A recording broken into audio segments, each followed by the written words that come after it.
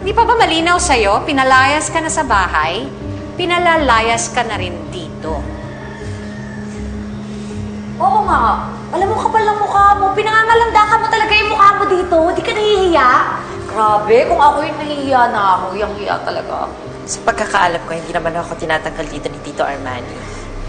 At sa tingin ko, ito yung paraan ko para makabawi at para maitama ko yung mga mali ko. Anong bawal pinagsasasabi mo?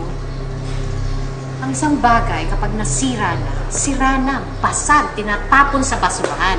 Katulad mo, katulad ng pagkatao mo. Wala ka ng lugar sa kumpanyang to. Hindi nababagay ang mga freak na katulad mo sa kumpanyang to. Listen, I have something important to say. Alam natin kung anong nangyari sa babaeng ito. At alam din natin kung anong panluloko ang ginawa niya sa kumpanyang ito, kung kaya't ito ang naging ugat sa malaking eskandalo. Kaya simula ngayon, si Destiny Rose ay hindi na parte ng kumpanyang ito.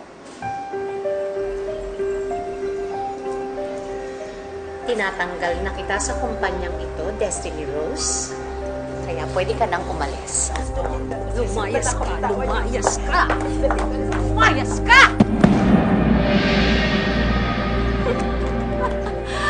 I've been waiting for this moment and I want to savor it. Leave! Diyan ka na babagay sa lupa. Alam mo, sarap mong panoorin. Total, kasi baho naman ang putik at lupa yung pagkatao mo. Alam mo, gustong-gusto mo ba talagang nagpapaawa, no? Para kampihan ka? Oh my God, Destiny, ibahin mo naman ang style mo. Akala ko you're a good writer. Innovate! Sige!